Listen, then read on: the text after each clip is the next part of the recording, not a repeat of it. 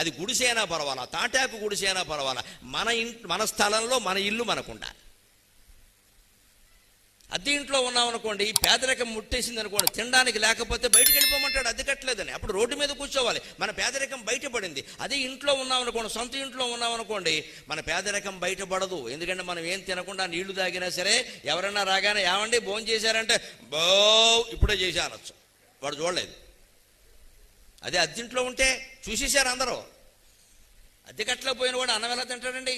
గట్టిగా పరమాన్నం వండుకున్నావు అనుకో, అద్దెవాడు వచ్చేస్తాడు, నువ్వు పరమాన్నం వండుకుని తింటున్నావు, నా అద్దె కట్టమే అంటాడు. సొంత ఇంట్లో ఉన్నావు అనుకోండి, ఏమీ లేకపోయినా సరే, పేదరికంలో ఉన్నా సరే ఏం పర్వాలేదండి, నా ఇంట్లో నేనున్నానని చెప్పి ఏదో చెప్పేసేయచ్చు. ఏమండి ఇవాళ మీరు భోజనం చేసినట్టుగా లేదంటే శివరాత్రి అని చెప్పచ్చు. అది కూడా లేదనుకోండి, ఈ శివరాత్రి రోజు రాదు కదా, మా శివరాత్రి అని చెప్పొచ్చు, నెలకోసారి వస్తుంది, కృష్ణపక్ష చతుర్దశి. అది కూడా లేదనుకోండి, ఇవాళ సోమవారం అండి అనొచ్చు.